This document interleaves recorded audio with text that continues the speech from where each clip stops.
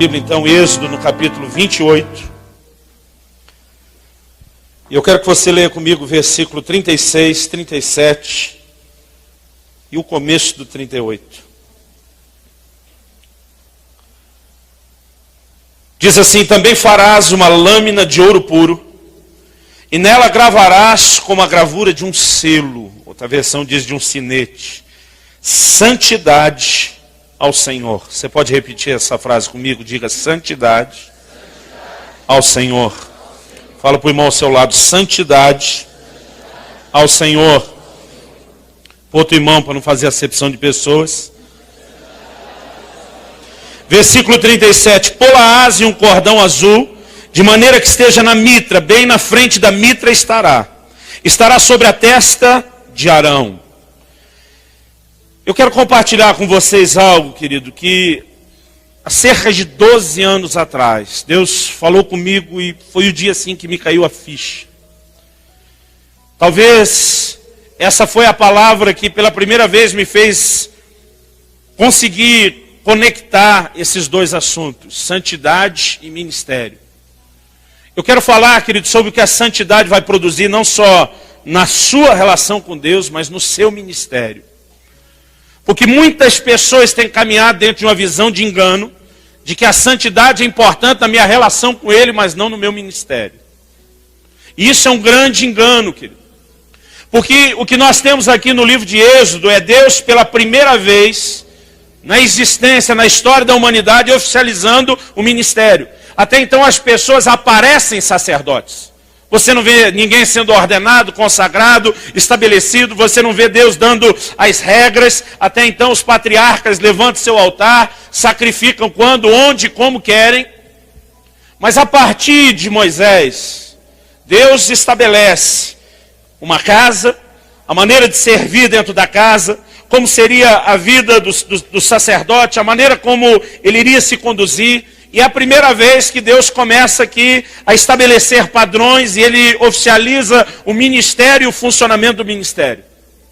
E já nessa primeira ocasião, Deus determinou a Moisés: olha, quando o sumo sacerdote vier para ministrar, junto com toda a indumentária que ele estaria ali usando, isso envolvia, uma série de aparatos, desde o calção de linho, eles tinham que colocar a túnica, o peitoral. No fim, ele vestiu uma mitra, que era o símbolo da autoridade. Deus diz: em cima da mitra, na testa, você vai amarrar o que no capítulo 29 é chamado de a coroa de santidade. Uma lâmina de ouro puro com a inscrição: santidade ao Senhor. Deus estava dizendo que cada vez que o sumo sacerdote viesse a público, o que as pessoas iriam ler, e aquilo era um mini outdoor, o que as pessoas iriam ler era uma inscrição, querido, enorme, que talvez só fosse maior se tomasse o lugar do peitoral: santidade ao Senhor.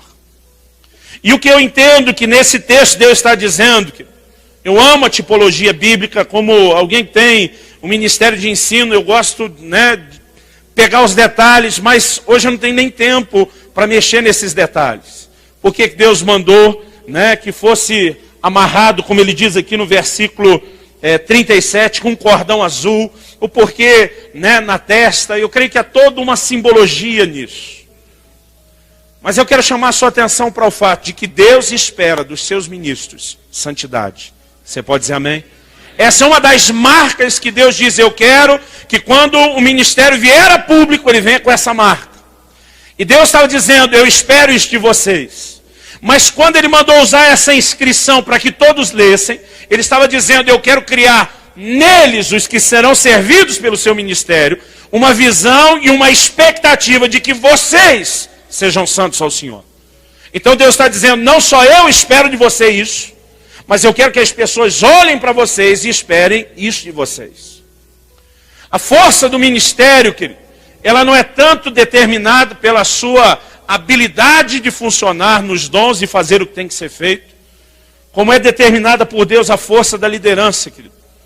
É o exemplo. É transmitir verdades que são vividas, que são praticadas. É você dizer: não só faça o que eu digo, mas é você dizer: faça o que eu faço.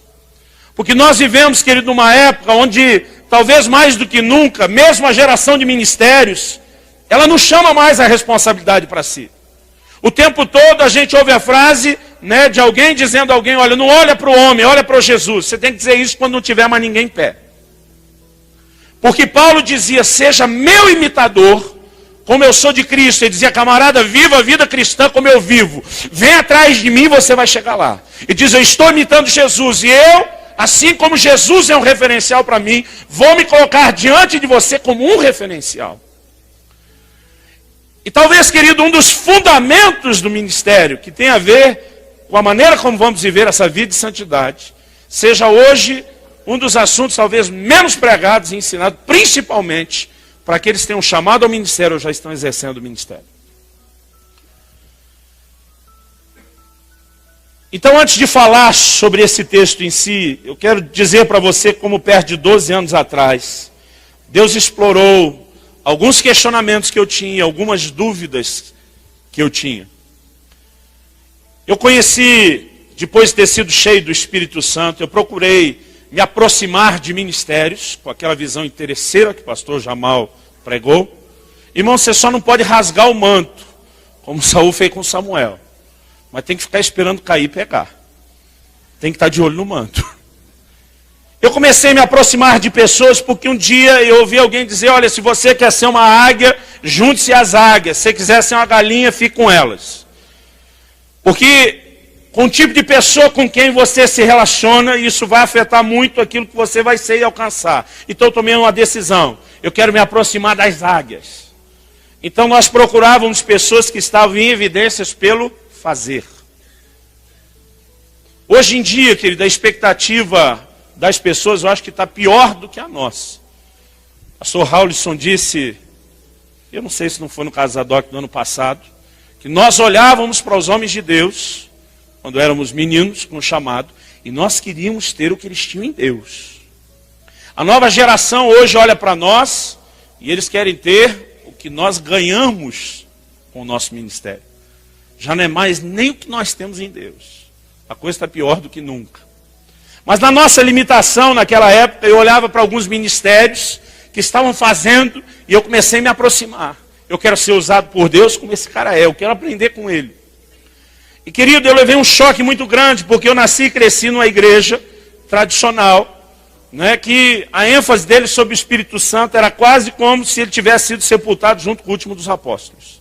Que tudo aquilo que você lê no livro de Atos era só para aquela época, não tem mais nada para hoje. Agora, eu cresci em igrejas, querido, que eram frias em relação aos dons, mas eram quentes no seu zelo de santidade por Deus, de agradar a Deus, de manifestar o caráter de Cristo. E durante muito tempo, querido, eu não conheci a unção do Espírito Santo, o poder, os dons, mas eu aprendi valores e princípios que foram importantíssimos para mim. Mas quando eu comecei a caminhar com os carismáticos, os pentecostais, aqueles que estavam vivendo a manifestação dos dons, eu fiquei escandalizado. Porque eu nunca vi, querido, tanta gente brincar com Deus em relação ao caráter, a maneira de ser e de viver, como no meio dessas pessoas que fluíam nos dons do Espírito. Pastor, o senhor está querendo dizer que quem tem os dons do Espírito não é santo? Não, querido. Não é isso que eu estou querendo dizer. Eu estou querendo dizer que muitas pessoas estão buscando isso e nada mais do que isso. E o interessante eram as explicações que eu ouvi. Irmão, o primeiro cara que eu vi movendo os dons, fluindo em Deus, movendo o ministério, que eu falei, eu quero me aproximar, não levou muito tempo. E, infelizmente, ele caiu no pecado do homossexualismo. Quando a bomba estourou, nós ficamos horrorizados. Eu pensei, o próximo mentor que eu vou procurar tem que ser casado, para não ter esse perigo. Então procurei um casal que movia muito nos dons do Espírito, e alguns meses depois eles se separaram e o cara afundou na prostituição. Eu pensei, era casado, mas descambou para o outro lado. Tem um outro casal, que depois de um tempo também se separaram. Irmão, eu poderia gastar aqui, estragar a sua noite contando histórias de pessoas que moviam nos dons, que tinham habilidades, que demonstravam talentos, que faziam e aconteciam, mas depois de muito tempo, o ministério deles, para mim, cabe muito bem naquela descrição de Judas. Estrelas errantes. Você vê uma estrela cadente de vez em quando, ela aparece, brilha, chama a atenção, do jeito que veio, vai. E tem muito ministério assim, irmão. Apareceram, você diz, esse vai virar geração avesso. Daqui a pouco, cadê? Sumiu. Não tem mais nada. E uma das coisas, querido, que me fez desejar caminhar e trabalhar perto do pastor Harold, que ministrou ontem à noite, com quem eu trabalhei por 12 anos, não era apenas pelo fato de que Deus usava a vida dele, ele era uma lenda na nossa igreja. As coisas que aconteciam e nós não estávamos acostumados eram impressionantes. Mas depois de ver tanto isso, já não era o que me empolgava. O que me atraiu a dizer, eu quero estar junto, foi por causa da sua integridade. E como eu disse ontem, não estou tentando fazer nenhuma apologia à perfeição. Mas eu nunca vi, querido, em 12 anos de relacionamento, o pastor Harold sair da linha. Eu tenho certeza, eu falei para ele, eu tenho certeza que em algum momento escondido você deve ter cometido algum pecado.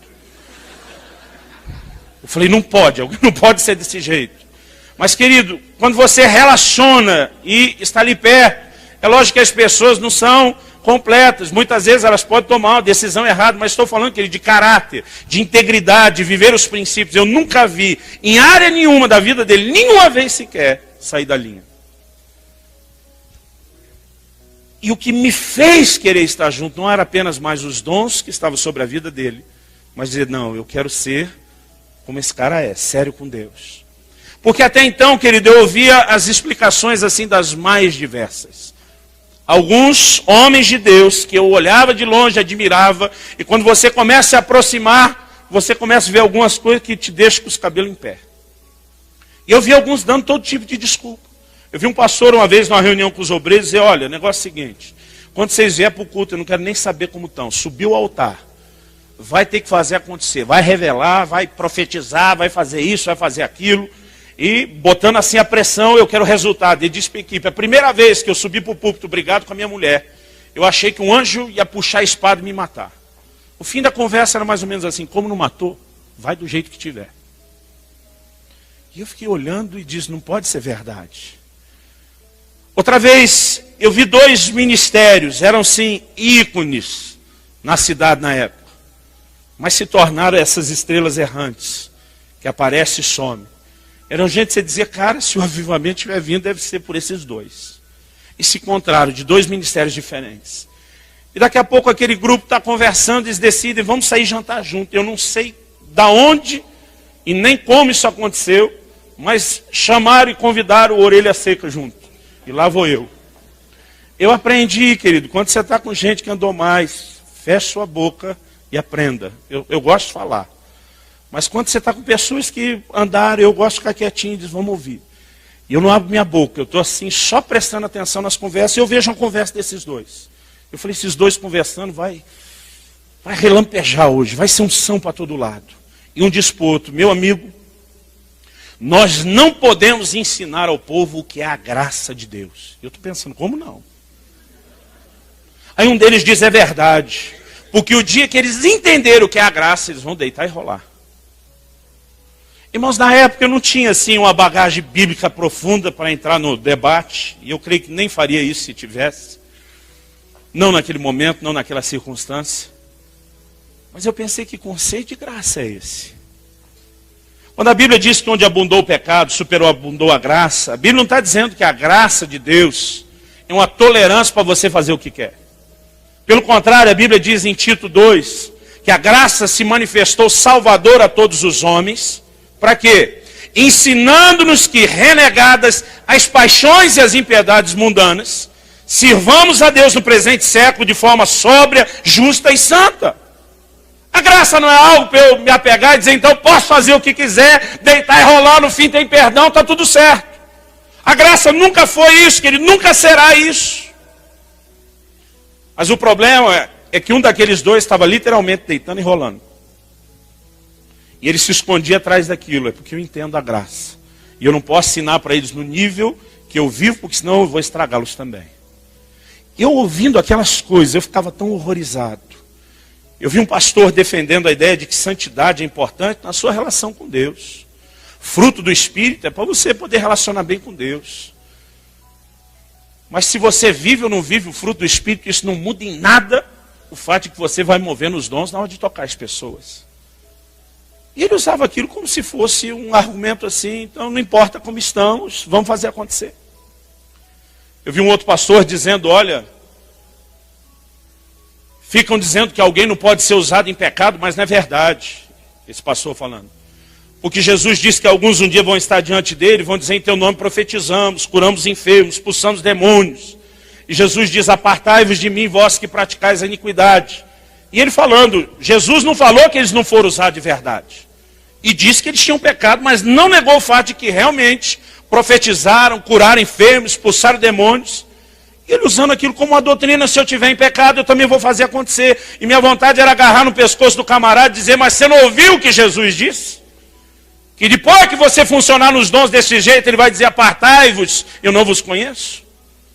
E durante muito tempo eu comecei a questionar Deus qual a relação entre santidade e ministério, porque muitos não entendem a longanimidade de Deus. Deus diz lá no livro de Apocalipse, dei-lhe tempo para que se arrependesse. E quando Deus dá esse tempo e o camarada se sente impune, nada aconteceu, é quando muitas vezes não só não se arrepende, mas ele se envereda ainda mais por um caminho de morte. E eu comecei a orar, a buscar bastante em Deus, até que um dia, eu acredito que foi em torno de uns 12 anos atrás, quando você viu o senhor ali em Guarapuava, Deus me deu essa palavra. E ele começou a falar comigo a respeito de santidade no ministério. E Deus, ele me falou duas coisas, querido. Eu quero resumir essa mensagem em 2 pontos. Primeiro, santidade, eu vou pedir que você repita isso comigo, diga santidade gera autoridade. Em segundo lugar, diga comigo, santidade libera unção. Fala para o irmão à sua direita e ao seu lado, diga, santidade gera autoridade. Falei para a direita, todo mundo virou para o mesmo lado, né? Escolha quem. Diga, santidade libera unção.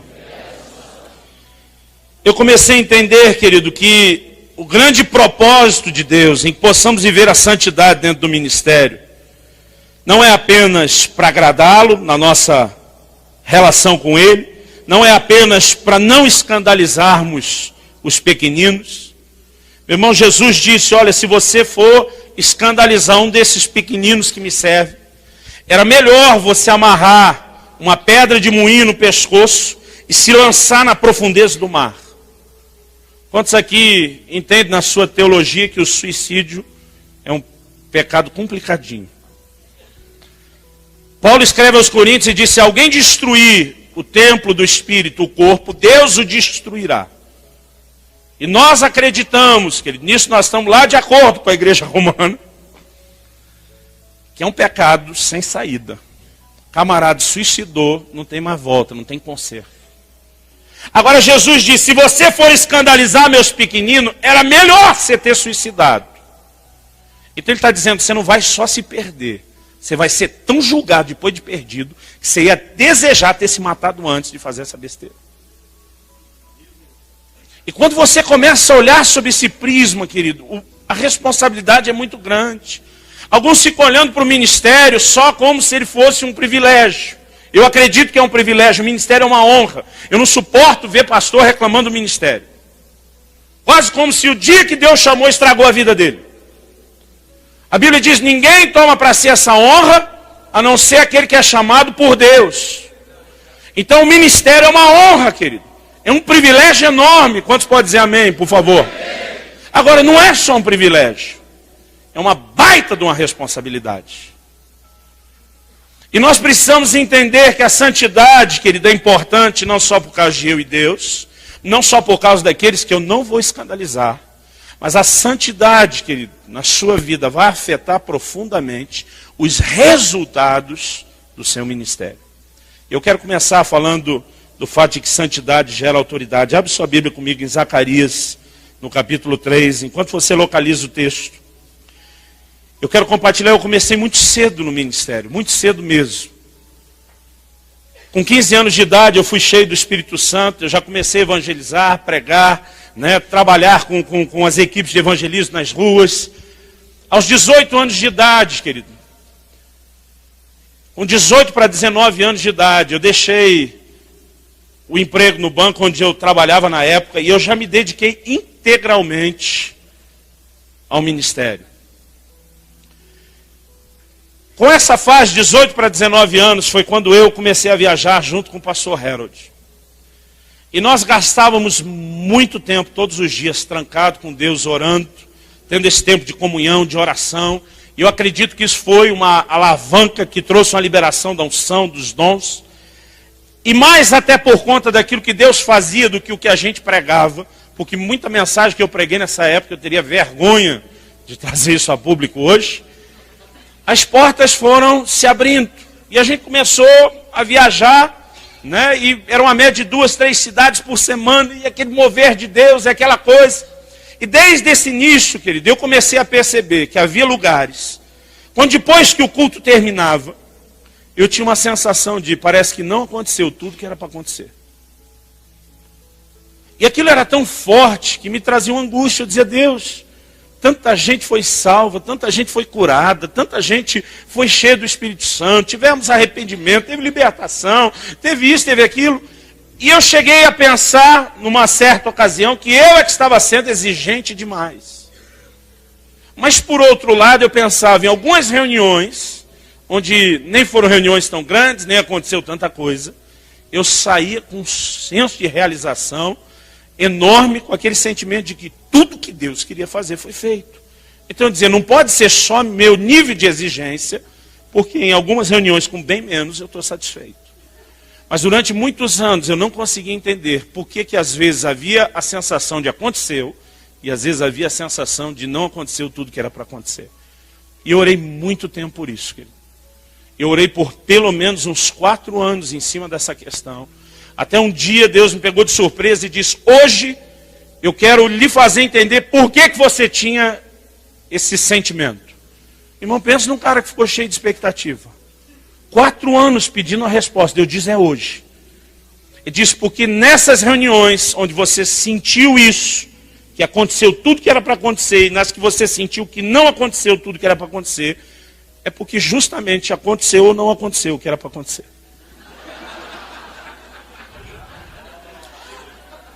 Eu acho que eu nem disse obrigado. Muito obrigado pelo esclarecimento. Fiquei quietinho, falei, eu já suspeitava que isso vinha do Senhor. Ele estava me confirmando que era um testemunho do Espírito Santo do meu espírito. Mas eu disse, Deus, o Senhor pode me dizer por quê? E tem perguntas que você faz e você se arrepende depressa. Na hora que eu disse, o Senhor pode me dizer por quê? Passou cenas, que desde os meus 18 anos de idade, até aquela época, de várias ministrações onde eu estive, que foram assim reuniões diferenciadas, gloriosas. Mas em todas elas, à medida que eu ia vendo aquilo passar na minha frente, eu saí com a sensação de não aconteceu tudo que era para acontecer. E o Senhor disse, você se lembra dessas reuniões? Que foram especiais, você teve esse sentimento de já lembrava, mas do jeito que passou vivo na minha frente, que ele não tinha como não lembrar. Ele diz, agora eu vou lhe mostrar por quê não aconteceu tudo que era para acontecer. E o próximo filme, querido, foi um filme de terror. Porque Deus mostrou as coisas que eu fiz, ou que eu não fiz, o que eu pensei, o que eu senti, sempre no dia ou na semana daquelas ministrações. Deus começou a puxar uma ficha corrida de pecados. Que eu sabia que estavam perdoados, eu não me senti condenado. Mas Deus começou a me mostrar coisas que eu havia feito. Irmãos, alguma delas eu até quis recorrer ao Supremo Tribunal Celestial. Eu dizia, isso? O Senhor vai me cobrar disso? Eu já fiz coisas piores, mas isso impedir? Uma dessas cenas Deus mostrou eu falando mal de um outro pastor. Nada que ele não merecesse, nada que ele não soubesse que eu estava falando, que eu já tinha dito para ele também. Embora um dia Deus me dê uma definição de que há 2 tipos de maledicente. O falso que fala pelas costas e o transparente, o honesto que fala na cara. Mas Deus me disse, os 2 são maledicentes. Um é pior um pouquinho porque não é honesto, não é sincero. Eu vi uma outra cena, querido, onde eu nem falei mal do pastor, eu só pensei. Nem sabe quando você consegue fechar a boca e não fala. Eu vi um outro culto, querido, onde o que Deus mostrou foi pensamentos impuros. A minha vontade era gritar, me mostra um que não teve. Mas, querido, quando você está na luz, não adianta nem brigar. E à medida que Deus foi mostrando aquelas coisas, Ele falou ao meu coração, muitos não percebem essa mensagem que eu tenho trazido no seu coração desde o início do ministério. Porque alguns olham para os resultados e eles ficam tão empolgados com os resultados, que eles não conseguem entender que mesmo tendo um nível de sucesso, eles poderiam ter tido um bem maior. Deus diz, desde que haja sucesso no que vocês fazem, normalmente vocês nem questionam se poderiam ter ido mais longe, desde que alguma coisa tenha acontecido. Mas Deus me disse, você tem sido roubado no seu ministério, as pessoas a quem você ministra têm sido roubadas no seu ministério, sempre que existe mácula. E Deus, sabendo que eu gosto de algum versículo para provar as coisas, não que Ele precise disso, Ele me trouxe a Zacarias 3. Eu tinha lido a Bíblia tantas vezes, irmão, mas eu nunca tinha reparado nisso. Em Zacarias 3, a partir do versículo 1, diz assim, Ele me mostrou o sumo sacerdote Josué, o qual estava diante do anjo do Senhor, e Satanás estava à sua direita para se lhe opor. Sua versão também diz para se lhe opor, para acusá-lo. Tem alguma que diz para lhe resistir. Mas o anjo do Senhor disse a Satanás, que o Senhor te repreenda, ó Satanás. Se o Senhor que escolheu Jerusalém te repreenda, não é este um tição tirado do fogo? Ora, Josué é vestido do quê? Roupas impuras, trajes sujos, que mais temos aí? Vestes sujas. Estava em pé diante do anjo. Então, falando este, ordenou os que estavam diante dele, dizendo, tirai-lhe esses trajes sujos. E a Josué diz, eis que tenho feito com que passe de ti a tua iniquidade, e te vestirei de trajes festivos. Outra versão diz finos. Também disse eu, ponham-lhe sobre a cabeça uma mitra limpa, ou turbante, dependendo da versão. Puseram-lhe, pois, sobre a cabeça uma mitra limpa, vestiram-no, e o anjo do Senhor estava ali de pé. E o anjo do Senhor protestou a Josué, dizendo, assim diz o Senhor dos Exércitos, se andares nos meus caminhos e observares as minhas ordenanças, também tu julgarás a minha casa, e também guardarás os meus atos, e te darei lugar entre os que estão aqui. Deus começou a falar ao meu coração e disse, perceba aonde este homem, sumo sacerdote Josué, está. Ele está no templo, querido. Não foi lá fazer piquenique. Está exercendo o seu ministério. É um cara com trajes sujos. Em toda a Bíblia, de Gênesis a Apocalipse, as vestes falam da nossa condição diante de Deus. E o próprio texto interpreta aqui o que é veste suja. Fiz com que fosse removida a sua iniquidade, então te dei um traje limpo. Apocalipse fala dos que lavam as suas vestes no sangue de Jesus. A remoção da sujeira é a remoção do pecado. Então, a Bíblia está falando de um homem funcionando no ministério com veste suja. Mas não é o desviado que chutou o balde que desistiu de tudo. Porque o Senhor está ali, enquanto ele está no seu ministério. Mas o problema é que não é só o Senhor que está ali. A Bíblia diz, Satanás também compareceu. Para se lhe opor. Para lhe resistir. Esse é o sentido, querido, da palavra. É mais do que acusação. Era resistir. Resistir o quê? Ao seu ministério. Porque quando nós deixamos de andar em santidade, querido, nós perdemos a autoridade. Santidade gera autoridade, mas a falta de santidade compromete a autoridade. Então Deus começou a mostrar, muita gente foi salva nessas reuniões, muita gente foi curada, gente cheia do Espírito Santo, houve arrependimento, quebrantamento. E diz, mas muito mais poderia ter acontecido, não aconteceu. Por que não aconteceu? Porque Satanás tinha o direito de te resistir. Ele não podia te resistir completamente, porque você não estava fundado no pecado. Mas ele tinha capacidade de resistir um certo nível de funcionamento do seu ministério. E muitos de nós, querido, sabe, eu fico muito aborrecido com a maneira como muitos estão contentes com tão pouco. Quando Deus tem tão mais para fazer. E sabe, querido, se você não precisa de mais para a sua realização, pelo menos pensa em quanta gente está com a eternidade em jogo, dependendo de um ministério que vá além da mediocridade. Eu não quero pisar em você, querido. Já fizeram isso antes de mim. Eu quero mexer com teus brios. Eu não sei se com você funciona, mas quando alguém me aperta, começa a me dar uma vontade de ir para cima. Sabe, nós precisamos entender, querido, há uma dimensão maior de resultados, que nós não estamos entrando, não é porque Deus não quer te abençoar, e não é só porque você não orou mais. A oração é importantíssima, porque todo o tempo que nós gastamos com Deus, querido, não é só porque estamos recebendo força para o trabalho. Estar com Deus é fundamental no ministério, porque estar com Deus te transforma. Estar com Deus, querido, faz você vencer a carne, o pecado e tudo aquilo que Satanás usaria para te resistir.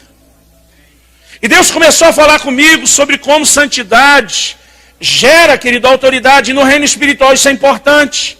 Porque só tem autoridade, querido, quem se submete à autoridade.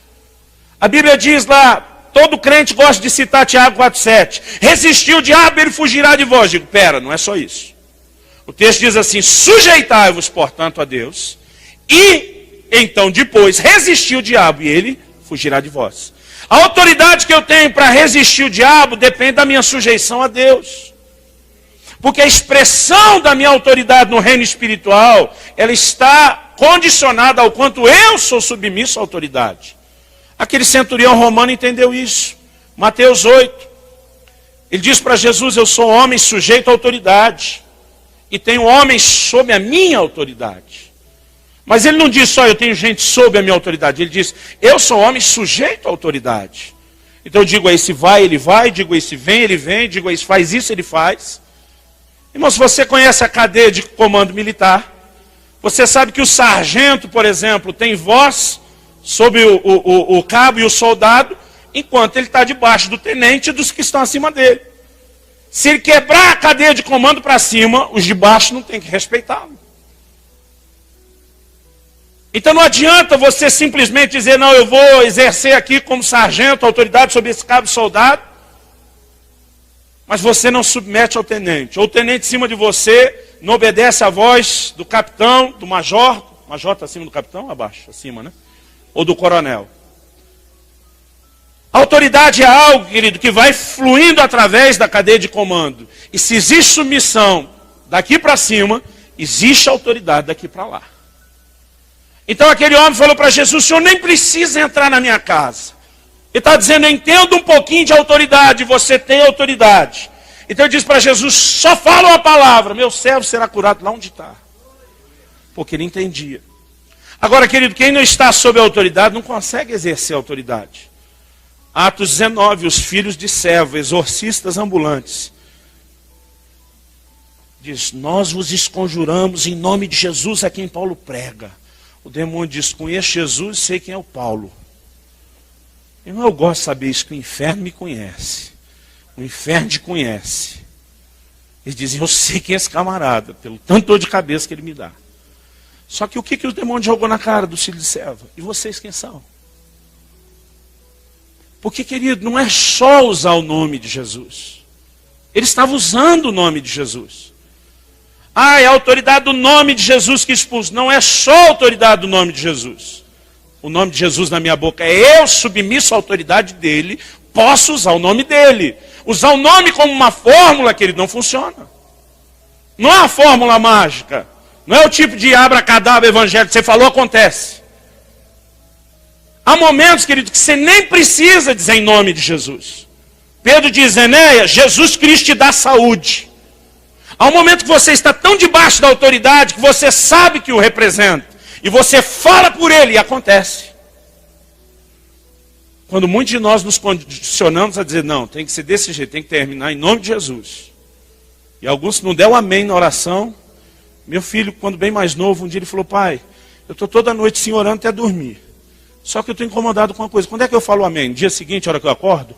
Eu falei, filho, não precisa ter sempre o amém. Deus começou a me fazer entender um princípio assim tão importante.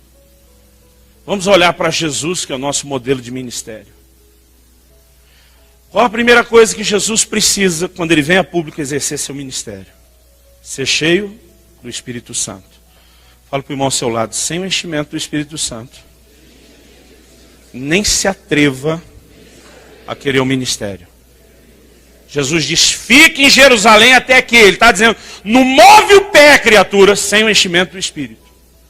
E tem muita gente tentando exercer o ministério como fosse um trabalho, uma profissão, sem esse depósito de Deus. É missão suicida. Deus nem concorda com isso e nem adianta você reclamar com ele depois que ele te largou na mão, porque você não obedeceu o básico. Depois de Jesus ser cheio do Espírito Santo no Jordão, ele já sai impondo mãos, curando os enfermos, fazendo e acontecendo? Não. Lucas 4:1 diz o quê? Que esse Espírito Santo que encheu Jesus, o levou ao deserto. A vida inteira eu dizia que Jesus foi levado pelo Espírito para o deserto para jejuar. Não, querido, ele não foi levado para jejuar. A Bíblia diz que o Espírito Santo o levou para ser tentado pelo diabo. O propósito agora era o confronto e a tentação, e porque sabia o que viria, fez o que cada um de nós tinha que aprender a fazer mais, jejuou. Ele não foi levado para jejuar, ele foi levado para o confronto. Agora a pergunta é, o que Deus tem em mente? Encheu o cara do Espírito Santo. E agora antes do ministério tem que ser tentado pelo diabo? Porque só pode expressar autoridade quem demonstra estar submisso à autoridade. Cada vez Satanás fazia uma proposta e Jesus dizia não. No reino espiritual, sua autoridade se consolidava. Jesus não recebeu 3 tentações, querido. Lucas 4:13 diz assim, acabadas que foram toda sorte de tentações. O inferno usou todo o arsenal que tinha. Aquelas 3 últimas eram as top de linha. Diz, isso é o que nós temos de pior. Eu ia dizer de melhor, mas é de pior, né? E cada vez que Jesus dizia não, algo está acontecendo, querido, no reino do Espírito. E a prova é o que? Lucas 4:14. Lucas 4:13 fala do fim da tentação. E aí Lucas 4:14 diz assim, então regressou Jesus no poder do Espírito para a Galileia. E aí ele diz, o Espírito do Senhor está sobre mim e os sinais, milagres, prodígios acontecem. Por quê, querido? Para expressar a autoridade de Deus, você tem que se submeter a Ele. E alguns não entendem. Deus, eu pedi um ministério para ser cheio do Espírito Santo. E eu caí nessa confusão, nessa batalha. Irmão, é daí para pior, nunca melhora. Isso é que nem videogame. Cada vez que você passa de fase, vai ficando pior. E não adianta você deitar no chão e fingir de morto. Outro dia uma pessoa falou para mim, não, pastor, eu não quero esse negócio de ministério, porque eu não aguento mais brigar com o diabo. Eu falei, você acha que ele vai te dar sossego agora? Você já está na boca dele. Mas que fica pior, fica, irmão. Mas porque fica pior, fica cada vez melhor. Porque à medida que você vai vencendo, sua autoridade vai sendo consolidada. Você pode dizer amém? Eu creio que o grande problema da nossa geração na área de formação de ministérios é porque nós transformamos, querido, a formação de ministério num processo de informação, de transmitir conhecimento. Na maioria das igrejas o camarada vai ficar 4, às vezes 5 anos num seminário. Vai aprender coisas que nem eu entendo para que vão servir. E quando ele sai de lá, sai do jeito que Paulo falou aos Coríntios, inchado. Porque o conhecimento, querido, se não vier seguido de quebrantamento, ele incha. Agora, é errado ter conhecimento? Não, querido, é uma das habilidades que Deus requereu para o ministério. Em 1 Timóteo 3, ele diz, olha, o camarada tem que ser apto para ensinar. Se não tiver a condição de transmitir alguma coisa, Deus não disse que tinha que ser eloquente. Deus não disse que tinha que falar bonito, mas disse que tem que ser apto para ensinar. Então você tem que conhecer alguma coisa, viver, saber e conseguir passar. Agora, se você pega a lista de 1 Timóteo 3, eu fiz uma relação juntando o que ele fala aos que desejam o episcopado e o diaconato. Eliminei as repetidas. Na minha conta tem uma lista de 15 características. Dessas 15, uma é habilidade, apto para ensinar. 14 são traços de caráter. Outro dia um pastor falou comigo de uma forma quase debochada. Ele disse, vocês formam seus pastores de qualquer jeito, né? Eu falei, não, quem forma de qualquer jeito é você. Vocês botam 4 anos, ensinam tudo, tem que dizer, o camarada sai adulterando, roubando, pecando. A gente talvez não consiga formar os doutores que vocês formam, mas nós só levantamos pessoas que conhecemos, que tocamos de uma forma bem de perto, a ponto de olhar e dizer, esse tem alguma coisa a oferecer que não é só habilidade. E sabe, nós temos errado muito nisso. E aí o que acontece? Que tem muita gente fazendo barulho, mas não existe os resultados, deveria acontecer, porque nós não temos autoridade. O diabo consegue segurar os resultados. E aí Deus começou a falar comigo sobre o segundo aspecto, que santidade, na verdade, libera unção. Antes disso, querido, eu quero ler um versículo dentro dessa visão da formação. 2 Timóteo, capítulo 2, de 20 a 22. Paulo diz, ora, numa grande casa, não somente há vasos de ouro e de prata, mas também de madeira e de barro. Uns, na verdade, para uso honroso, outros, porém, para uso desonroso. 21. Agora ele vai mostrar que ele está falando da casa de Deus, e que na casa de Deus, e eu acho que é por isso que ele chama de grande casa, existe vaso para honra e para desonra. Irmão, tem muito ministério servindo, infelizmente, só para desonra. E o camarada não entendeu que ele perdeu o tempo de ter se matado antes. Versículo 21. Se, pois, alguém, então está falando de pessoas, se purificar dessas coisas, será vaso para honra, santificado e útil ao Senhor, preparado para toda boa obra. Quando alguém está preparado para toda boa obra? Quando ele se tornou um vaso santificado. Aí ele é útil ao Senhor e ele está preparado. O maior preparo, querido, não é a transmissão dos conhecimentos. Nós somos uma geração que exagerou tanto nisso. Querido, quantos de vocês aqui, antes de casar, tiveram algum treinamento, seja o aconselhamento dos pais, um curso decente que te preparou para o casamento? Quantos tiveram? É só você ver a quantidade de irmãos, muito pouco. Quantos de vocês foram ensinados de forma detalhada, por exemplo, sobre como ser pai? Vou falar aqui com os homens. Ou com as mulheres, como ser mãe. Irmão, mas na hora que nós fazemos, e eu não estou dizendo que foi certo não nos ensinarem, eu creio que nós temos que ensinar os nossos filhos. Mas, querido, eu fico impressionado como às vezes uma garota de 16 anos, que responsavelmente virou uma mãe solteira, e que não tem a estrutura emocional, maturidade, nada, apesar de todas as suas limitações, alguma coisa sai de dentro dela, como o pastor Jamal falou, daquele depósito já está dentro da gente, e ela consegue fazer, ainda que não seja de forma perfeita. Então você aprende a ser pai e mãe como? Sendo. Quase tudo na vida é assim, querido. Você aprendeu a andar como? Andando e caindo. Mas não, chega o ministério, o camarada tem que saber tudo sobre o ministério, para então ele arriscar dar o passo. E depois de 4 anos, quando ele acha que sabe tudo do ministério, e ele sai convencido que ele acha que sabe mesmo, ele já sai dizendo para Deus, eu não preciso de você, e nem do investimento que você fez, porque agora eu sei fazer. E o camarada vai pastar na mediocridade, porque não existe o sobrenatural de Deus. Eu não sou contra, querido, a formação, meu ministério de ensino, o que eu mais faço é treinar a gente. Mas o maior preparo, querido, não é quantas vezes a pessoa ouviu as mensagens ou leu os livros. Ele vai ser útil ao Senhor se ele se santifica. Você pode dizer amém? Porque santidade gera autoridade. Agora vamos falar da unção. Nós lemos Êxodo 28, eu quero que você vá comigo agora para o capítulo 29, o seguinte. Em Êxodo 28, Deus está falando da indumentária, de toda a roupa, de tudo que o sacerdote deveria trazer consigo. No 29, Deus dá as instruções para a consagração de Arão e seus filhos. E aí Deus diz no versículo 4, a partir do 4, então farás chegar Arão e os seus filhos à porta da tenda da revelação e os lavarás com água. Depois tomarás as vestes e vestirás Arão da túnica e do manto, do éfode mesmo, do peitoral, e cingirás o éfode com o seu cinto de obra esmerada, por-lhe-ás a mitra na cabeça, que é o símbolo de autoridade, e Deus diz, e sobre a mitra porás a coroa de santidade. O que firma a mitra, querido, o que estabelece a autoridade de um ministério é a coroa de santidade. Mas olha agora o versículo 7. Então, tomarás o óleo da unção, e derramando-lhe sobre a cabeça ungirás. Primeiro a coroa de santidade.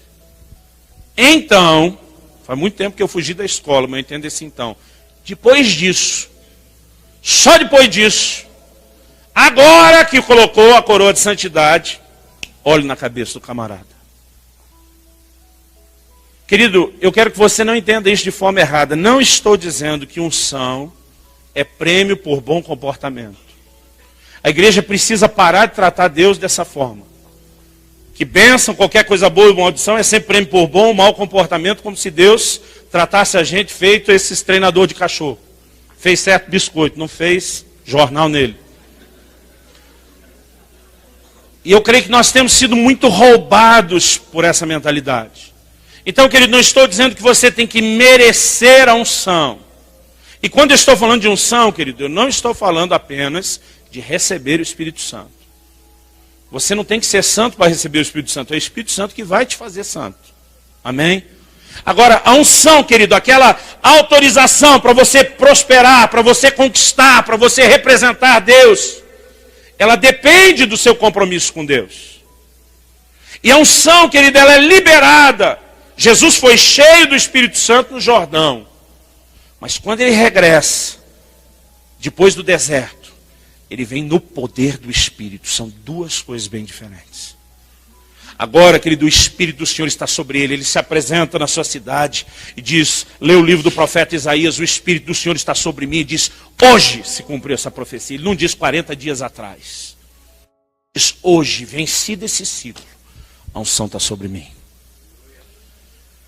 E eu comecei a perceber que isso é uma ênfase bíblica, querido. Eclesiastes 9:8, a Bíblia diz, em todo tempo, sejam alvas as suas vestes, santidade. E nunca falte o óleo sobre a tua cabeça. Porque o óleo vem sobre a cabeça dos que trajam vestes brancas. Vestes limpas. Você pode dizer amém?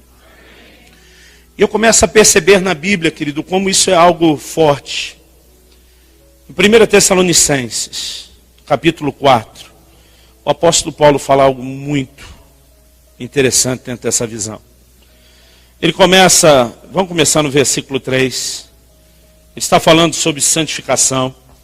E diz, essa é a vontade de Deus, a saber, a vossa santificação. Fala para alguém ao seu lado, diz, a vontade de Deus para a sua vida é a santificação.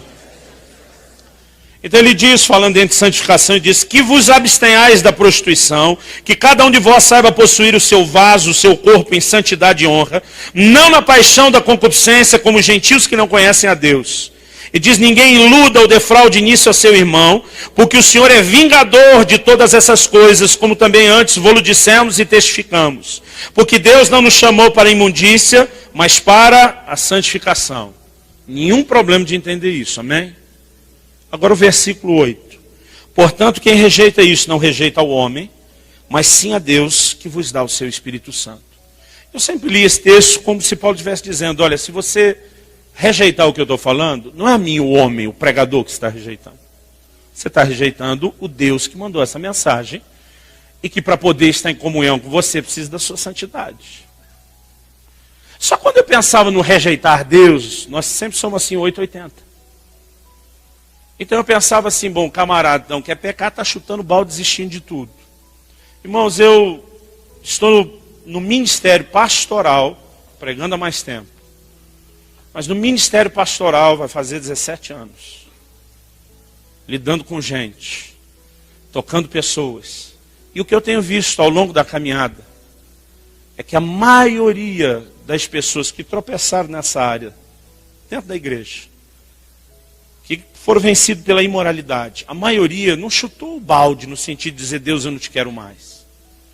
Eu diria que dos que eu tenho acompanhado no pastoreamento, a maioria, basta ser 50%, % mais um, a maioria, querido, se arrependeu, buscou restauração, pagaram às vezes um preço caríssimo, mas se levantaram, não foram pessoas que desistiram de Deus.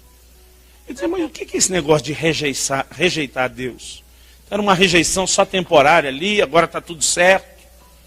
E o dia que Deus estava falando dessas coisas, sobre santidade, liberar unção, Deus me fez entender o versículo 8 de outra forma. Essa é minha teologia lucianiana. Se você não conseguir crer desse jeito, não tem problema. E diz, quem rejeita essas coisas não rejeita o homem. Ele não fala de rejeitar a Deus no sentido, não quero mais nada nunca mais com Deus. Ele fala de rejeitar uma particularidade específica de Deus. Rejeita a Deus que vos dá o Espírito Santo.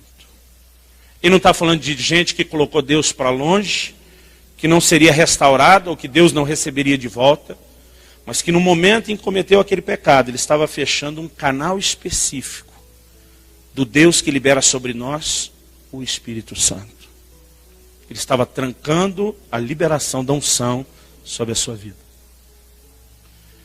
E eu comecei a entender, querido, que você pode ter muita unção e com um pouquinho de impureza na sua vida comprometer a unção.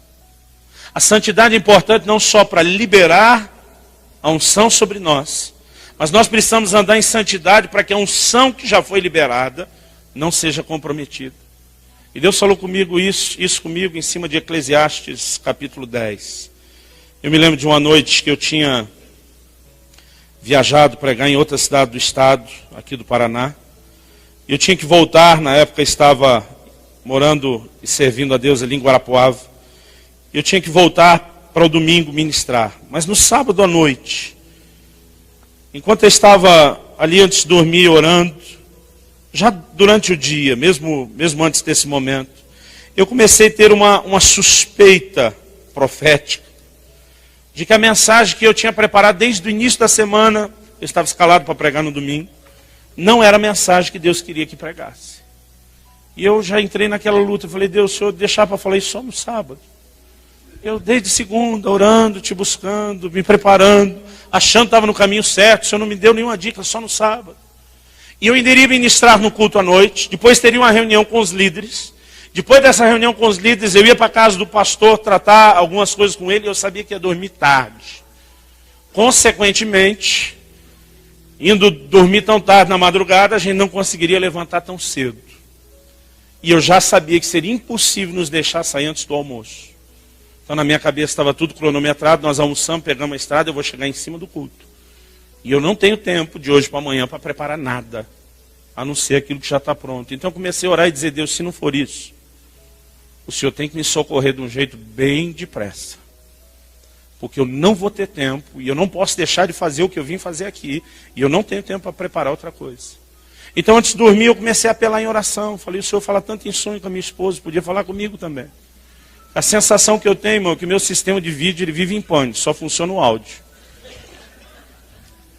E aí eu comecei a orar, a dizer, Deus, também sou teu filho, também sou amado teu, por favor, se o Senhor tiver alguma outra mensagem para dar, aproveita enquanto eu estou dormindo, que a partir de amanhã não dá tempo. E eu orei, insisti, e até hoje, querido, eu não sei o que veio primeiro, o ovo ou a galinha. Eu não sei se orei daquela forma, porque Deus já queria fazer e me moveu a isso, ou se foi a minha oração que levou a acontecer isso, mas naquela noite tive um sonho. Agora eu sou tão ruim de imagem, irmão, que eu não vi nada no sonho. No sonho eu sabia que eu estava em pé assim, no nada, que não é só no ar, parece que nem ar tinha, era lugar nenhum. E uma pessoa atrás de mim falava comigo no sonho. Eu penso, não posso dizer isso, que era um anjo de Deus. Não sei se um anjo veio mesmo, ou se era só um anjo virtual dentro de um sonho. Mas ele me dizia durante a noite, de fato, a impressão que você tem no seu espírito de que a palavra certa para esse culto, para essa reunião, não é a que você preparou, isso vem do Senhor. Você pode pregar isso em qualquer outro domingo. Mas para esse culto específico, Deus tem uma palavra específica. E ele me mostrou o que Deus queria que eu pregasse. Eclesiastes capítulo 10, versículo 1. O texto me apareceu enquanto eu dormia. E diz assim: como as moscas mortas fazem com que o unguento do perfumista imita mau cheiro, assim também um pouco de estultícia pesa mais do que a sabedoria e a honra. E na hora que eu vi esse versículo, fiquei apavorado. Falei, o que alguém vai pregar em cima de um texto desse? E ele me disse, olha, existe duas aplicações sobre esse texto. Uma é a natural e a outra é a espiritual. há uma mensagem por trás das figuras que é profética, que é simbólica. Eu falei, não estou entendendo nem a natural, né? Mas a mensagem natural, ele falou, olha, falando no linguajar de vocês, dos seus dias, esse texto está dizendo algo muito parecido com aquele ditado de vocês. Fulano pode acertar 1000 vezes, mas se errar uma. E diz o que o texto está dizendo é que um pouco de coisa ruim pesa mais do que bastante coisa boa. E diz um pouco de estultícia pesa mais do que a sabedoria e a honra. Então, no momento de bobeira, que você compromete muito daquilo que você construiu. E ele está dizendo que, da mesma forma, e ele usa uma ilustração natural, que quando as moscas caem no unguento do perfumista, elas produzem mau cheiro, assim também um pouco de estultícia compromete a sabedoria e a honra. Então ele diz, foque agora a atenção nas moscas e no unguento. Ele diz, o unguento, o óleo do perfumista, é uma figura da unção do Espírito Santo. E diz, o perfume está relacionado ao bom testemunho. Ele citava aquele texto, né, de 2 Coríntios 2, 14, acho. Raul, me ajuda a conferir aí. Deus manifesta por meio de nós o bom perfume de Cristo. Deve estar ali para o 11, o 14, alguma coisa assim. E na hora ele diz, você deve olhar para essa figura do óleo como sendo a unção. Mas as moscas são figuras de impureza. Ele me disse, essa não é a mosca doméstica que você vê hoje na sua casa. Era um tipo de mosca bem associada à decomposição, ao lixo, à podridão. E era o tipo de inseto que quando morre libera mau cheiro. Quando criança a gente gostava de, na escola durante a aula, a gente levava especificamente para esse fim, para matar na hora da aula, que a gente chamava de Maria Fedida. Cada lugar do Brasil tem um nome, fede, né? Já vi alguns chamar de percevejo, eu acho que é coisa diferente. Mas, vocês conhecem por que nome? Maria Fedida, fede, tem mais algum aí para nós aumentar a cultura? Maria Fedorenta. Bom, é uma redundância, né, irmãos? Mas ele me fez entender que aquela mosca, ela não tinha só elemento sujeira, mas um mau cheiro. E que o mau cheiro de poucas moscas comprometiam o perfume, o cheiro bom de muito unguento. Ele me disse o que Deus quer que você pregue à igreja na reunião de amanhã. É que eles precisam aprender a preservar a unção através de uma vida de santidade. Porque Deus me disse, um pouco de imundícia é suficiente para comprometer muita unção na vida de alguém. Ele diz, muitas vezes vocês lutam com o que vocês rotularam de os pecadões e são tolerantes com o que vocês rotularam de pecadinhos.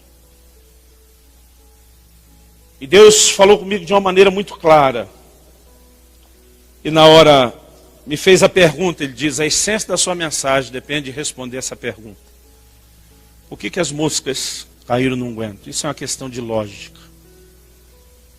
Estava descoberto, destampado. Se tivesse coberto, a mosca não tinha caído dentro. E Deus disse, eu quero que você pregue à igreja sobre a importância de que eles protejam a unção. Irmãos, o nosso problema hoje não é falta de unção. É que nós estamos inutilizando um monte de unção que nós recebemos. A gente chapa todo dia, irmão, e não presta para nada. Ou o poder de Deus está deteriorando, que não cremos, subir a blasfêmia, ou nós estamos fazendo alguma coisa para complicar esse processo. Então, eu acredito, querido, que essa é a ponte que tem muito a ver com o estar com Ele e o fazer por Ele.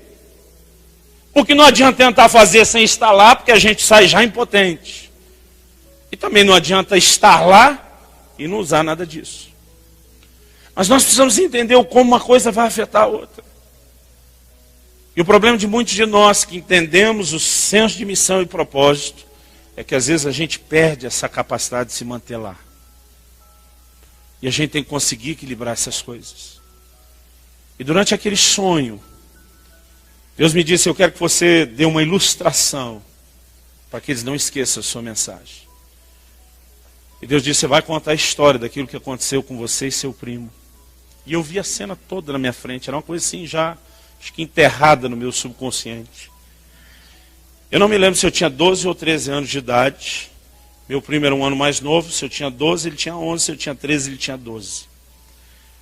Era um período de férias escolares. Eu morava em Campinas, no estado de São Paulo. E esse meu primo em São José dos Campos. Ele veio com minha tia nos visitar. E a gente estava muito bem pela proximidade da idade. E a gente brincava muito, bagunçava muito junto. Uma das coisas prediletas que eu e ele gostávamos de fazer era achar uma casa em construção. Irmão, eu cresci num bairro que eu vi a maior parte das casas ser construídas. Né? Os nossos filhos hoje em dia não tiveram esse privilégio.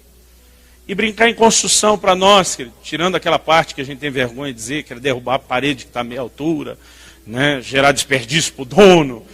Era na maior parte do tempo, a coisa mais emocionante é quando já tinham batido a laje. Né? No Paraná, nem toda casa tem laje. São Paulo, irmão, é um casebre na favela, vai bater laje. É difícil não ter laje. Então, era muito difícil a gente ter uma casa lá que estava sendo construída que não tinha laje. Quando a laje estava feita, e a gente podia vir correndo lá de cima e pular no monte de areia, era assim do que a gente mais gostava. E meu primo chegou e nós estamos ansiosos por dia amanhecer, nós vamos sair brincar, mas amanheceu chovendo. E nós passamos a manhã inteira esperando aquela chuva passar e não passava. Paulo, meu irmão, está aqui, lembra? A única parte coberta que dava a brincar fora de casa era a garagem que malemar cabia o carro.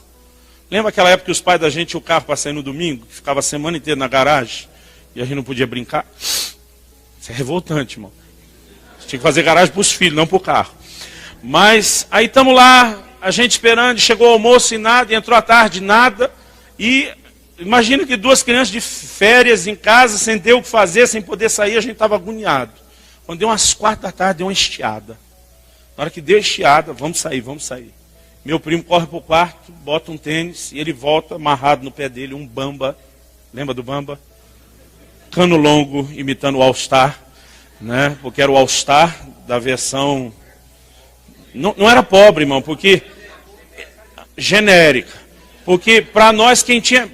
Na minha época, quem tinha que chute era burguês. Então, assim, era classe média, não era papo alto. O bamba. E aparece meu primo com aquele bamba que eu fiquei babando, eu mesmo não podia ter um. Mas zerinho, cor creme. E ele está estreando, é a primeira vez. E quando ele sai com o bambazão no pé, minha tia diz, alto lá, aonde você pensa que vai? Eu vou brincar. Mas não com esse tênis. Mãe, eu nem estreiei ainda. Ela diz, exatamente. Isso é para sair. Lembra esse negócio de para sair? A gente ficava confuso, mas eu vou sair. Aí ela diz, choveu o dia inteiro, eu sei muito bem onde é que vocês vão se meter. E ela diz, eu sei que você vai voltar com esse negócio encardido já na primeira usada e quem lava depois sou eu. Negativo, tira isso do pé, você não vai sair. Não, mãe, eu prometo, não vou sujar. Ela dizia, meu filho, isso é uma promessa, você não pode cumprir. Está além da sua capacidade de cumprir. Não, mas dessa vez... E começou uma discussão, não sei quem dos dois era o mais teimoso. Na minha cabeça, irmão, eu tenho muito medo de pecar, porque a gente vai aumentando história ao longo do tempo. Tem testemunho que a gente dá, a gente já brinca assim, que é que nem aqueles filmes, baseado em fatos reais. Tem alguma coisa de verdadeiro lá e com o tempo você é perigoso. Perigoso, irmão. Nós, pastores, temos que tomar muito cuidado com isso. Esses dias um amigo nosso lá de São Paulo, ele falou, cara, eu contei um testemunho, eu comecei com uma história, terminei com outra, as duas eram verdadeiras, mas eu misturei como se fosse uma coisa só. Mas Deus dá para todo homem de Deus uma mulher que diz, meu bem, as coisas não são bem assim. Ele falou, do jeito que você falou é mentira. Você pegou 2 verdades e transformou numa mentira. Ele falou, eu tive que voltar no domingo e pedir perdão para a igreja consertar. Então eu fico assim preocupado. Mas se escapar alguma, querido, seja tolerante. Na minha cabeça, na minha lembrança, uma licença poética. Raul, nós vamos te dar até um pouco de oferta, de tanto você está ajudando os pregadores. Você é demais. O que seria de nós sentir? Sentir é bonito, né? O que eu estava falando mesmo, antes de você me dar essa ideia? Na minha cabeça, deve ter levado algo perto de uns 20 minutos. Irmão. Pode ser que seja o exagero da lembrança de criança, que tudo era maior. Mas aquela briga do meu primo com a minha tia não acabava nunca. Ele dizia para ela, mãe, se eu voltar com uma sujeirinha, você pode me matar de tanto bater. Ela disse, pois agora deixa eu ir, só para lhe pegar na volta. Porque eu sei que você vai voltar com isso sujo. Eu dizia, cara, esquece isso, vamos cuidar, dá licença, se mete. E depois de um tempão saíram com o Bambi. E ele saiu todo preocupado. Vocês sabem que o asfalto da maioria das ruas, ele tem aquela inclinação para a água escorrer para a sarjeta. Então ele andava no meio da rua, olhando se não vem carro, mas longe das poças d'água. Irmãos, os primeiros 20 minutos foi bem. A gente foi andando pelo bairro, acabou o bairro, entramos no outro bairro, do segundo para o terceiro bairro, e de repente aparece uma construção. Ele disse, cara, a construção é essa? Você não me falou, os caras já estão até botando telhado em cima da laje, a gente não veio aqui. Eu falei, nem eu sabia, eu quase não veio aqui. Ah, vamos entrar. Eu falei, você vai entrar por onde? Era um terreno desses básicos, lá é 10, 12 metros, né? Eu, na minha mente assim, olhando de frente da rua, o terreno aí para o lado de vocês, eu me lembro que tinha uma pilha do lado de cá, da direita, de tijolo, que depois de um dia inteiro de chuva, irmão, escorria aquela água vermelha, assim, parece que estava derretendo os tijolos. Do lado tinha um monte que eu não me lembro se era areia ou terra. Do outro lado tinha um monte de pedra, de cascalho, e se ali era areia, aqui era terra, ou vice-versa. Eu tenho que ter muito cuidado para não pecar. Mas tinha 2 montes de cada lado. Entre os 2 montes, estão pregando sobre santidade no ministério, né, irmão? E dá um furo logo hoje. Me ajude, Deus. Entre as 2 pilhas, uma poça d'água oval enorme, talvez daqui onde eu estou até a torre de metal. Então eu dizia, por onde você vai entrar sem sujar o tênis? Você não vai pela água, você não vai pela terra, não vai pela areia, não vai pelo tijolo, não vai. Eu falei, não tem nem como entrar. Ele disse, tem. Eu falei, não tem, querido. Tem uma pontinha em cima da poça d'água, que era uma madeira dessa de construção, larga assim, uma tábua, ou que no interior de São Paulo chama uma tauba. E ele disse, está ali a ponte, é só atravessar por cima dela. Eu falei, criatura, quando você chegar no meio da ponte com o seu peso, a ponte afunda. E vai encostar na água. Não vai. Não vai. Vou te provar que não vai. Eu falei, vamos fazer o seguinte, amanhã a gente volta. Hoje não vai dar tempo de fazer nada. Não, tem que pelo menos entrar, tem que ver, reconhecer o território, tal. Eu falei, cara, então tira o tênis. Não, eu cuido, eu sou invencível. E eu tentando tirar a criatura dali, e ele dizia, não, você não está ouvindo, está chamando meu nome, eu tenho que ir.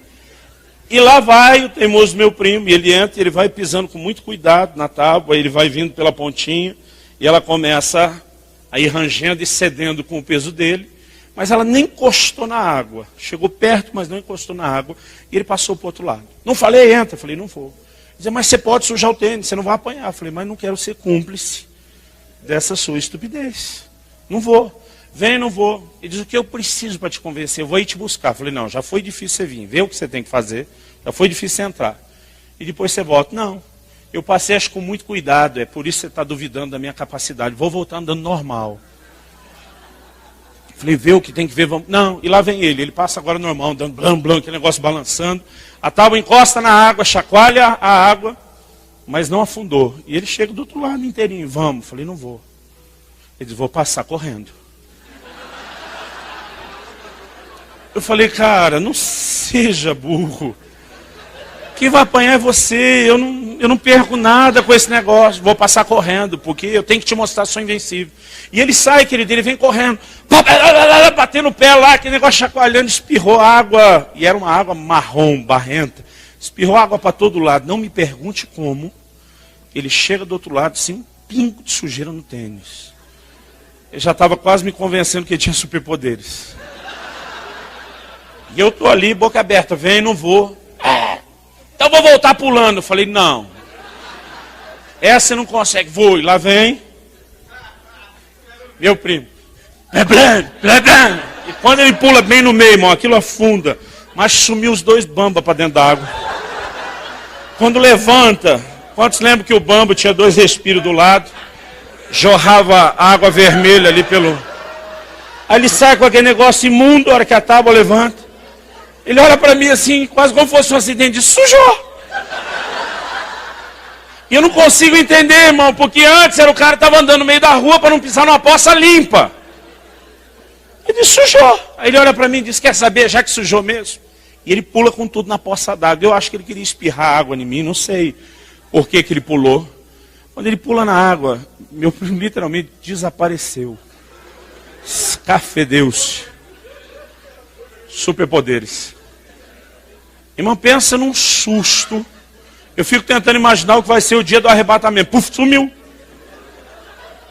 E eu estou agoniado, querido. Na mente da gente parece que foi muito tempo. Eu acho que deve ter sido perto de uns 2 minutos, 1 minuto e meio para frente, porque ele fazia natação, ele era muito bom para prender o fôlego. E ele me mostrou uma vez, ele quase 2 minutos debaixo d'água. Mas quando ele sai, ele está no limite. É fundo aqui! Irmão, tinha um poço de 1 metro por 1 metro, só isso. É por isso que a tábua estava lá. Mas choveu o dia inteiro, aquele negócio foi enchendo, transbordando, virou aquela poça, e ele nem sonhava com o poço, nem eu. Nessa de correr e pular, ele tirou a tábua do lugar. E a hora que ele diz, sujou mesmo, vamos lá, ele pula, e ele entra aquele negócio e desce. Só que embaixo, querido, de entulho, galho de árvore, arame, e ele entrou com tanta força, ele se enroscou, ele não conseguia soltar, ele não conseguia subir. E ele ficou aquele 1 minuto e meio, não sei quanto tempo, né, se debatendo para conseguir se soltar. E quando ele sai, ele já está no limite, ele não consegue mais segurar. Ele quase morreu afogado. Irmão, o impacto ali foi tão forte, eu nem me lembro do fim da história. O que minha tia fez com ele. Mas ele merecia tudo que aconteceu, com certeza.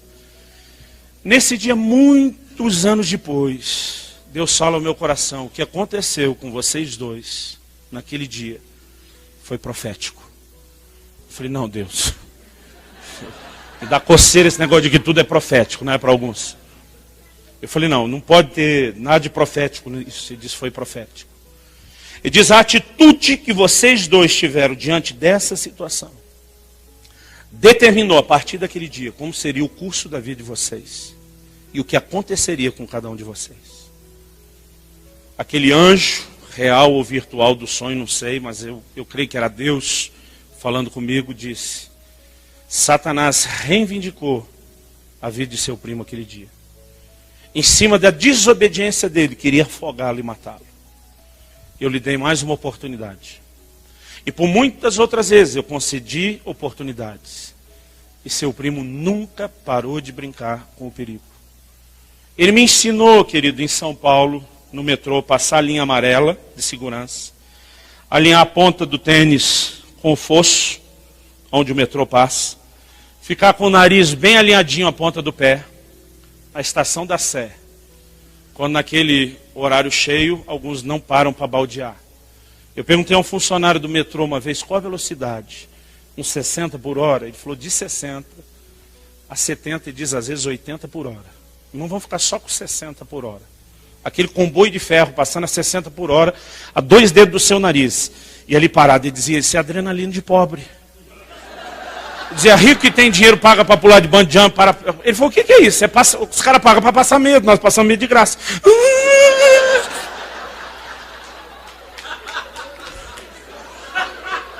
E era medo, irmão. Porque se alguém esbarrar em você sem querer, o horário é cheio, você está morto. E meu primo era desse assim que ele sempre ia além do limite. Ele nunca sabia a hora de parar. Então, se escapou na andar devagar, vem uma mais depressa, se escapou, vem correndo, se escapou, vai pular. E se escapasse pulando, acho que ele vinha de cambalhota, irmão, não sei. Agora Deus me disse, essa atitude dele levou a experimentar o que experimentou.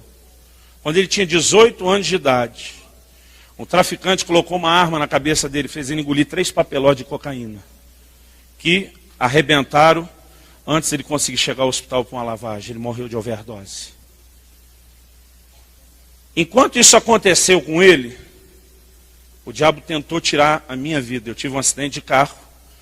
E quando eu saí, eu fiquei 2 dias na UTI. Quando eu saí, eu soube que meu primo tinha morrido e sido enterrado.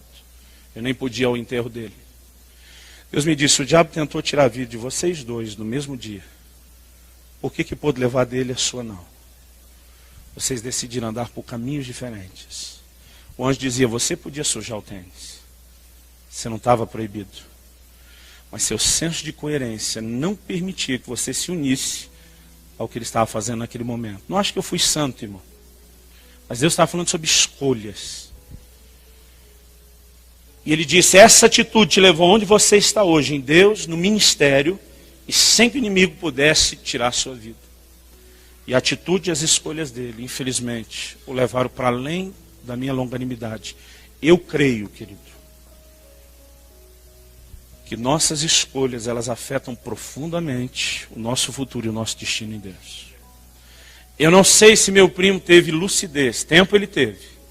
Eu não sei se a hora que estourou os papelotes e a overdose aconteceu, se ele teve lucidez para buscar Deus. Eu quero esperar que sim, porque ele tentou falar com a família pelo telefone. Eu não sei se ele sabia que ia morrer, mas a ligação ele já estava meio abobado com a droga, era de quem tentava se despedir. Eu quero crer que, conhecendo o caminho, ele tenha tido tempo para se arrepender antes de partir. E eu espero poder encontrá-lo um dia na glória, embora às vezes eu não me questiono porque não dá para ter certeza disso. E Deus me disse, você vai contar a história do seu primo, porque muitos na caminhada comigo são exatamente igual ao seu primo. Eles pecam um pouquinho, não aconteceu nada. Então eles vão mais um pouquinho, não aconteceu nada. Então eles vão mais um pouquinho. E Deus me disse, o problema de muitos não é o momento, o pecado final que os enterra. É um processo que não foi interrompido antes. E diz, isso acontece porque não estão protegendo aquilo que eu coloquei na vida de vocês. Eu não sei como você tem vivido sua vida, querido. Mas eu nunca vi alguém vir chorar no gabinete, acredite. Foi muito choro, muita lágrima. Alguém vir chorar no gabinete confessando um adultério, porque estava andando na rua, tropeçou, caiu em alguém e aconteceu. Nunca vi, irmão. Não, pastor, estava ali, sempre fui fiel. Foi. Porque não é desse jeito que acontece. A Bíblia diz, pode alguém, no livro de Provérbios, tomar brasas no seu seio sem se queimar? Se queima como, querido? Quando brinca com fogo. Agora, a maioria, querido, não sai, não acorda um dia, deu a louco, diz, vou desviar, vou aprontar. Ele vai brincando. Então, hoje eu me permito ver pornografia. Irmão, eu li uma reportagem de uma psiquiatra, não cristã, falando do como esse tipo de pecado virtual se tornou um problema, porque a pessoa, ela realmente acredita que ela não está se envolvendo com ninguém, é só com imagens. Então ela está fazendo dano só a si, a mais ninguém. Isso virou uma grande justificativa para pecar. Ela não usava o termo pecar. E daqui a pouco não aconteceu nada. Deus ainda está me usando. E a pessoa, ela vai um pouquinho mais. E daqui a pouco mais. E daqui a pouco ela começa a gostar daquilo que vê.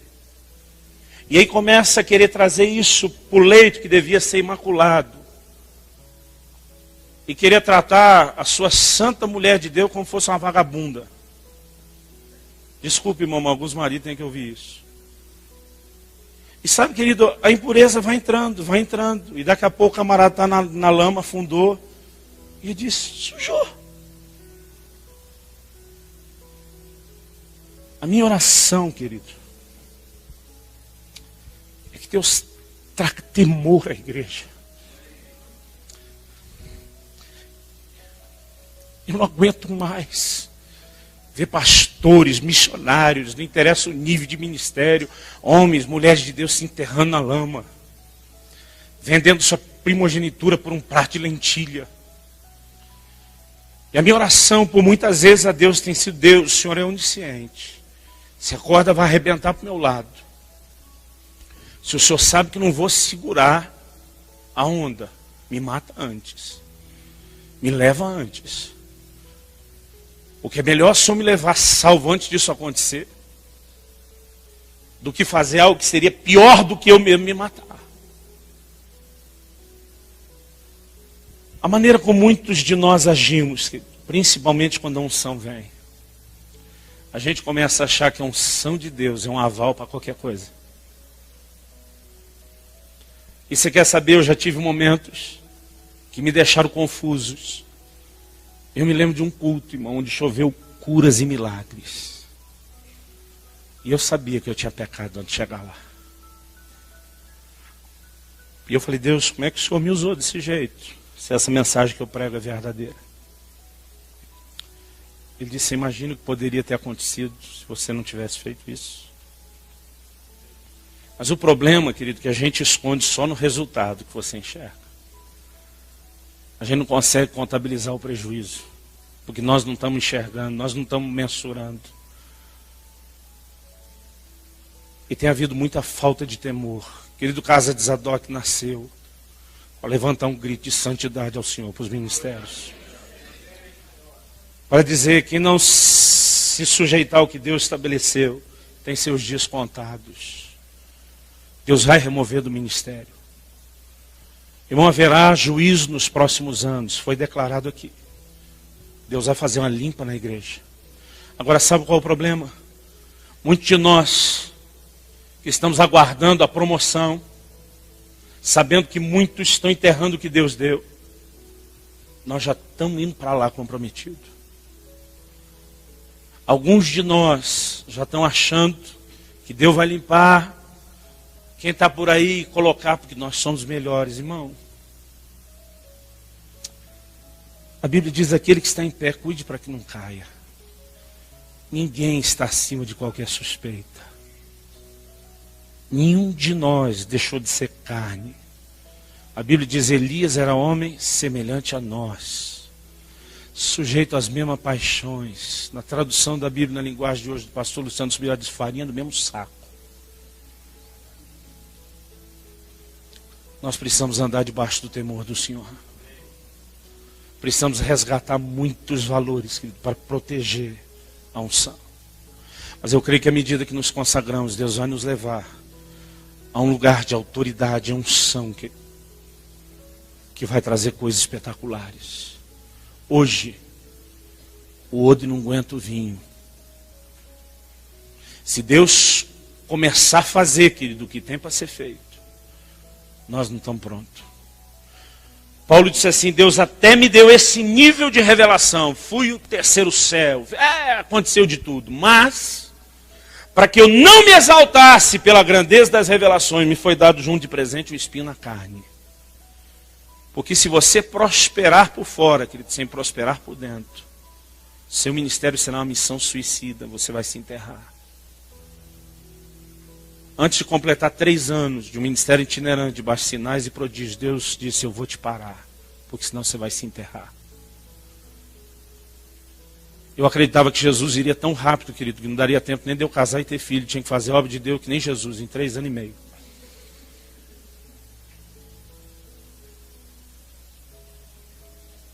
Eu acredito, querido, que nós somos os maiores responsáveis por não estar acontecendo o que deveria acontecer.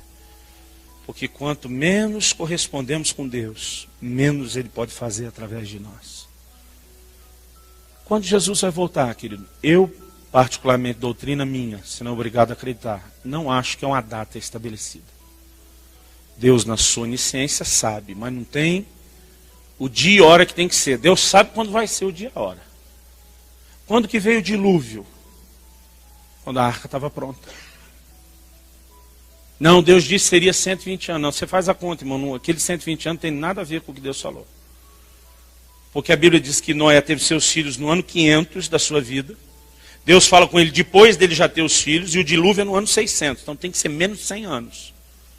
Quando Deus diz os dias do homem serão 120 anos, Ele está reduzindo o prazo de vida. A partir dali você vê que os homens não vão viver mais tanto tempo.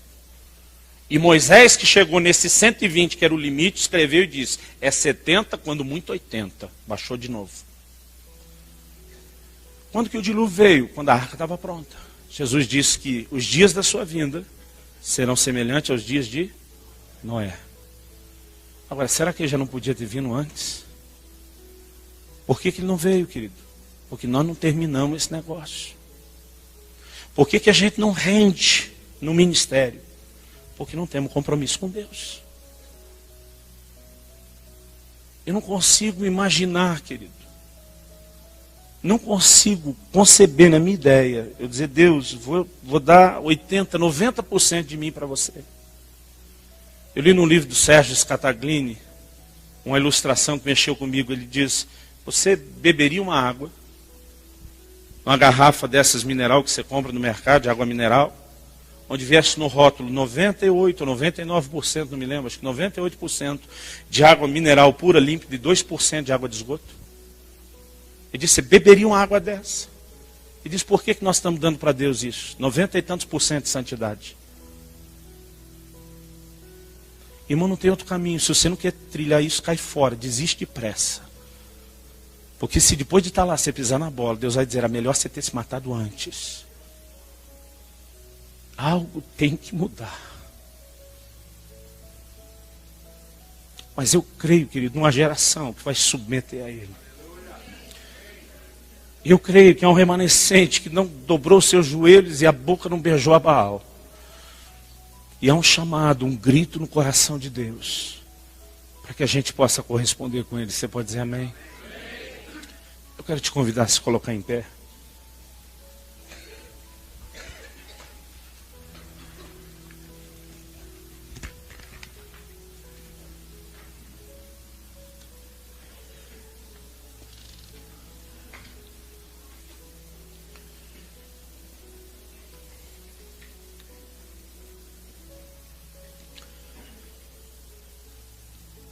Santidade ao Senhor, querido.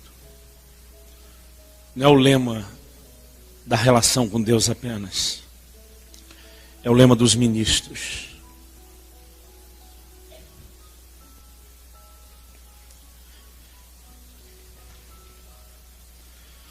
A minha intenção, querido, não é te apontar o dedo. Não é trazer acusação nem condenação. Isso é ministério do diabo.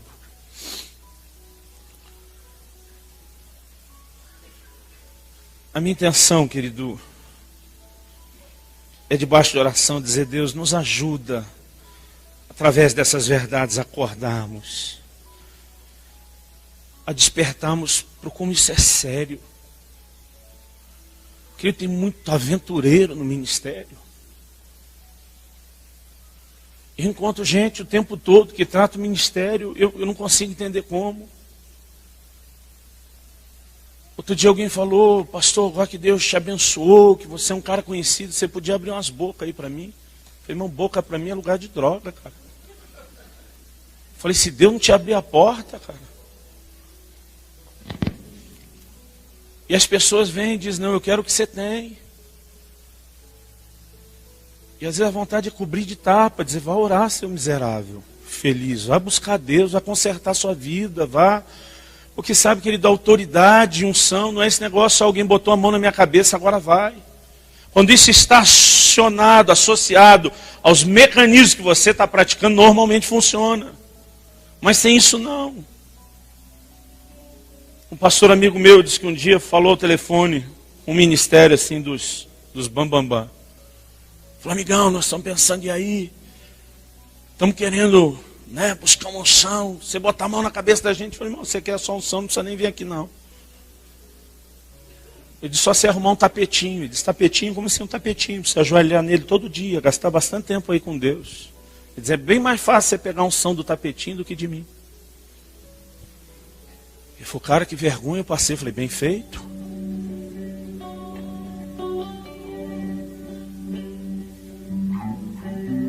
Irmãos, é lógico que cada um de nós, os pregadores, já que todo mundo desabafou também, queríamos ter mais tempo numa conferência dessa.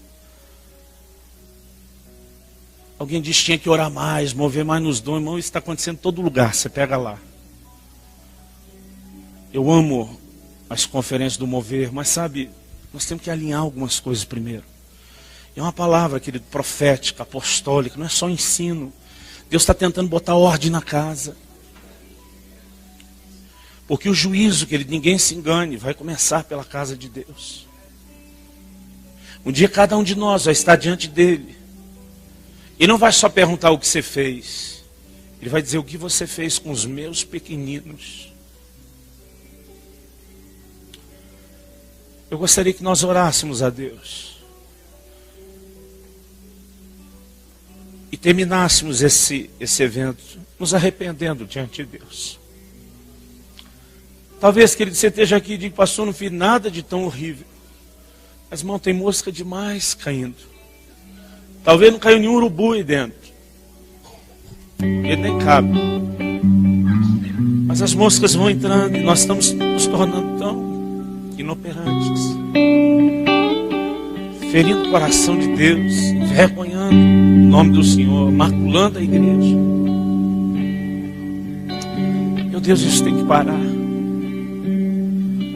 Mas eu gostaria de me arrepender, querido, não só por mim. Eu quero essa noite terminar chorando por uma geração.